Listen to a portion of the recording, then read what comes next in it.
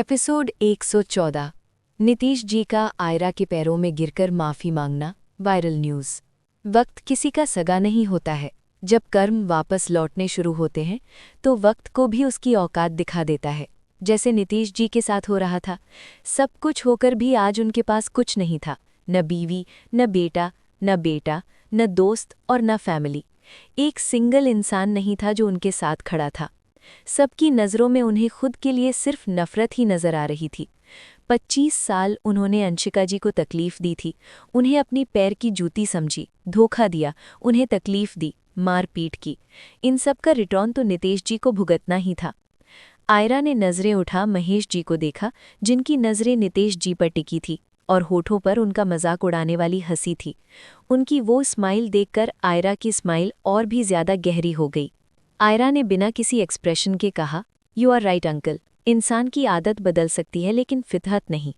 नीतीश जी ने एकदम से आयरा को देखा। उनकी आंखें जो आंसुओं से भरी थी, उनमें से एक बूंद बहकर गालों पर लुढ़क आई। उन्होंने तुरंत अपने हाथ से गालों पर ठहरी बूंद को साफ किया और गला साफ करते हुए बोले, "आयरा, प्लीज़ हमें एक मौका देकर तो देखो। हम सच में बदल गए हैं, हमें सच में अपने किए का पछतावा है। बेटा, गलतियां इंसान से होती हैं। तुम जो कहोगी हम वो सब करने को तैयार हूँ, लेकिन प्लीज़ हमें माफ़ कर दो। तुम कहो तो हम तुम्हारे पैर तक पकड़ लेंगे।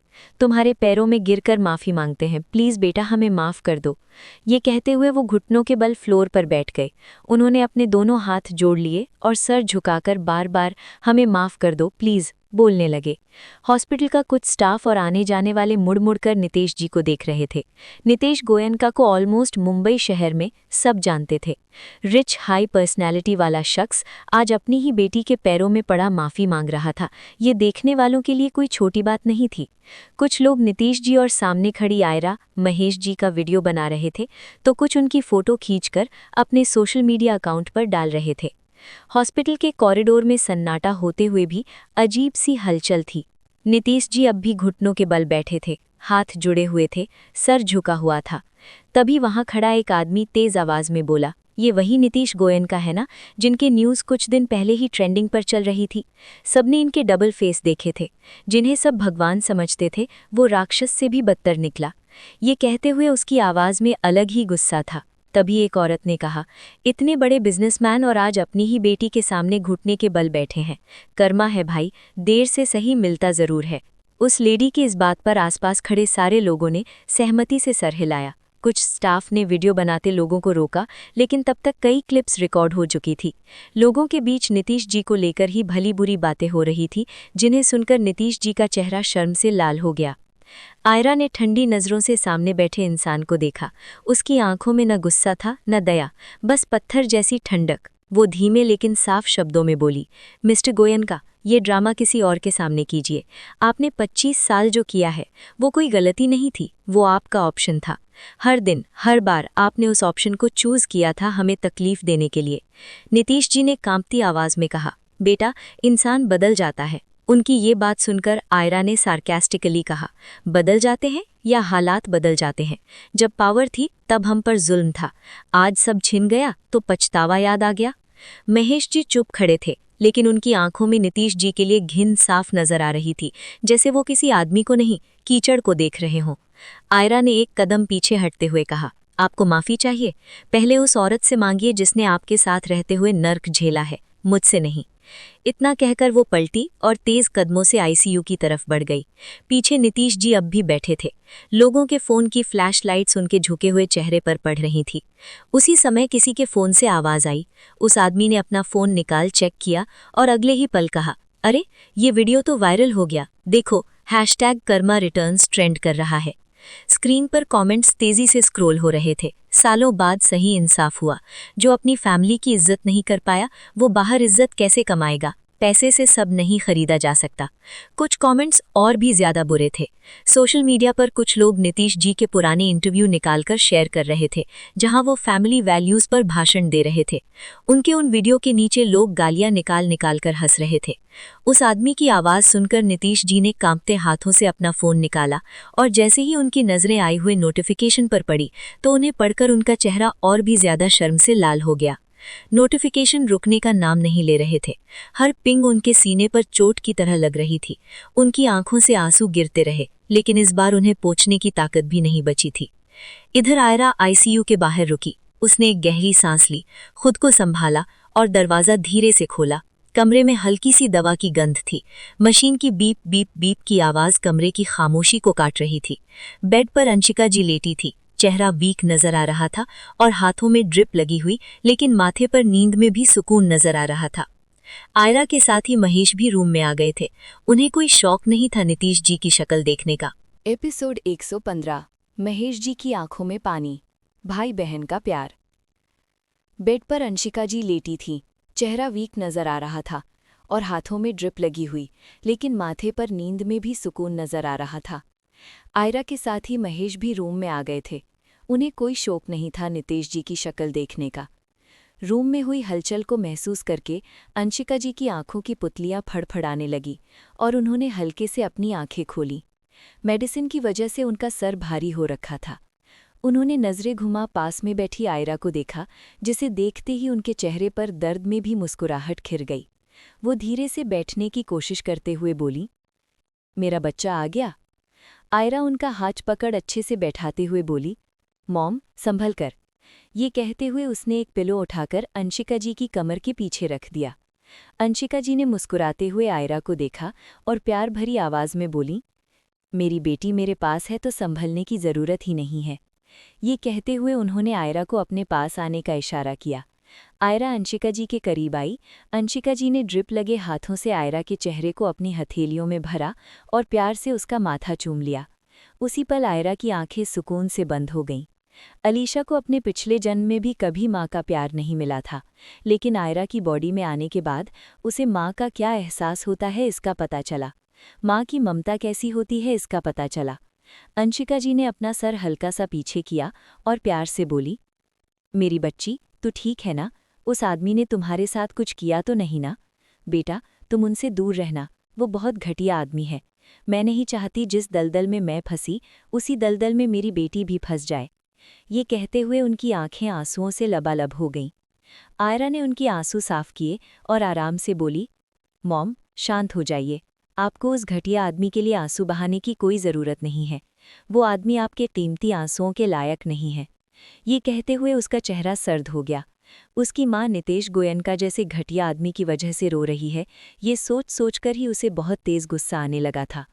महेश जी जो अब तक चुपचाप बैठे थे, उन्होंने सीरियस आवाज में कहा, आयरा बेटा सही कह रही है भाभी। आपको नितेश से डरने की कोई ज़रूरत नहीं है। वो अब कुछ नहीं कर सकता है। उसकी पावर पैसा सब मिट्टू में मिलने को तैयार हो रखे हैं। उसके पास अब कुछ नहीं है जिससे वो आपको और आयरा को नुकसान पहुंचा सकता है। महेश जी की आवाज़ सुनकर अंशिका जी ने उनकी तरफ देखा। अभी तक उन्होंने महेश जी को नहीं देखा था। उन्हें आयरा के अलावा किसी और के होने का एहसास भी नहीं था। अंशिका जी हैरानी के साथ बोली, महेश आप यहाँ? महेश जी शांति से बोले, हाँ आपसे मिलने आया था भाभी।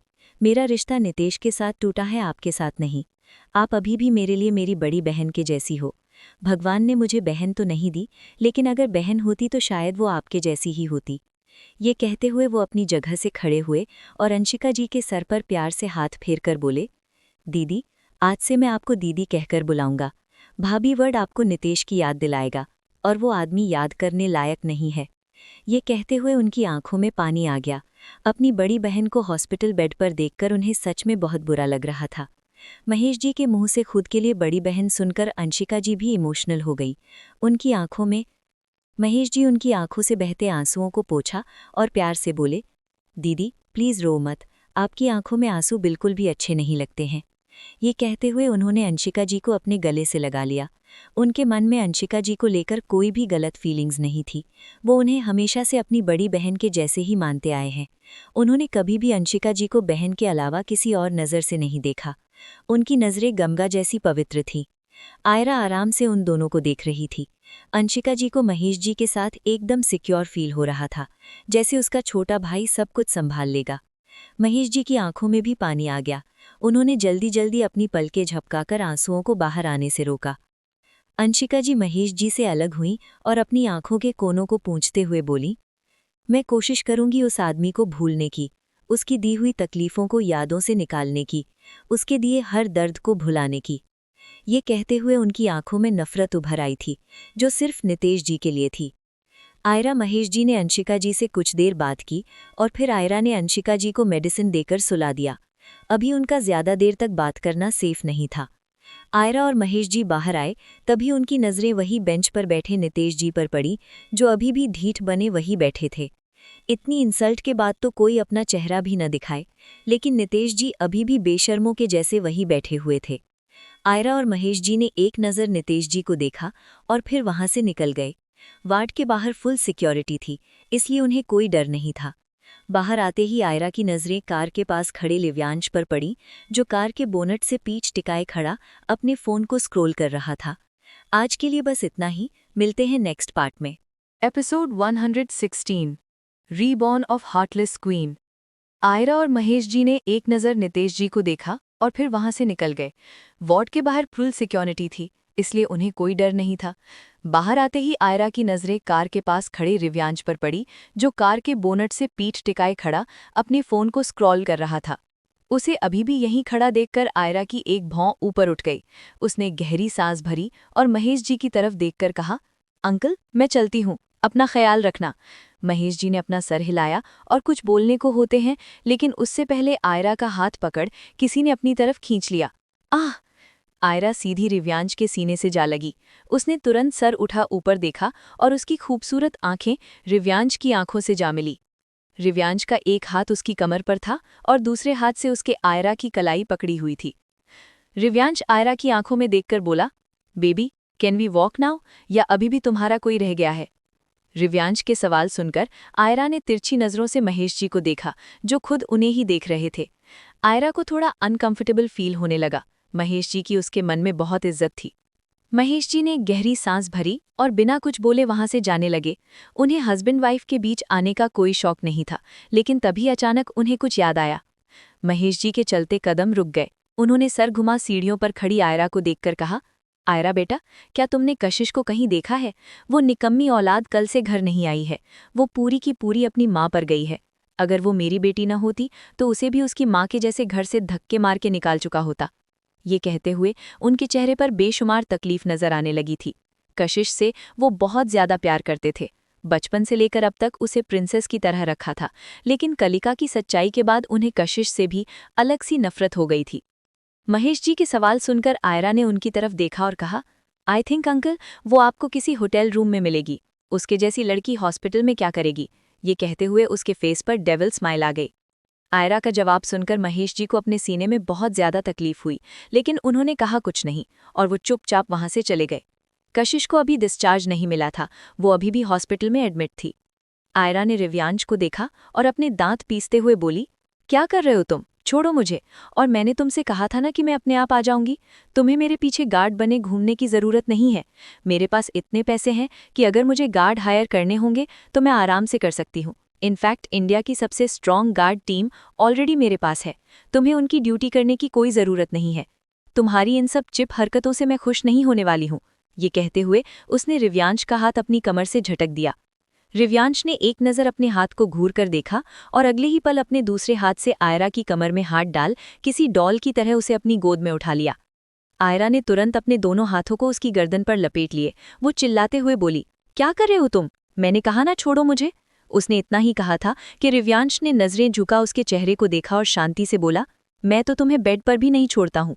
ये तो लोगों से भरी महफिल है, यहाँ कैसे छोड़ दूँ? चुपचाप बैठी रहो, वरना सिर्फ एनर्जी वेस्ट होगी। मैं नहीं छोड़ने वाला हूं तुम्हें कहीं भी। ये कहते हुए उसकी नजरें आयरा के होठों पर आकर टिक गईं, जो गुस्से से कांप रहे थे। रिव्यांश की बात सुनकर आयरा ने गुस्से से अपना मुंह फेर लिया। उसके दोनों गाल फिर से टमाटर के जैसे लाल हो गए थे। रिव्यांश आयरा को लेकर कार के अंदर आया और कुछ ही देर में उनकी कार ओबेरॉय मैंशन के लिए निकल गई। तकरीबन 30 मिनट बाद रिव्यांश की कार ओबेरॉय मैंशन के मेन गेट पर आकर रुकी। एक गार्ड ने आकर कार का डोर ओपन किया और अपना सर झुका खड़ा हो गया। रिव्यांश आयरा को वैसे ही अपनी गोद में लिए बाहर निकला। आयरा ने अपना सर रिव्यांश के सीने में छुपाया हुआ था। उसकी आंखें बंद थीं, शायद वो सो चुकी थीं। रिव्यांश आयरा को बेड पर लिटाया और सीधा क्लोजेट में चला गया। कुछ पल बाद वो वापस आया, उसके हाथ में नाइटी थी। रिव्यांश आयरा के पास आया और उसके कपड़े खोलकर नाइटी पहना दी। उसने आयरा की सैंडल निकाली और उन्हें साइड में रखकर उसे ब्लैंकेट से कवर कर वॉशरूम में चला गया। आज के लिए बस इतना ही, मिलते हैं नेक्स्ट पार्ट में।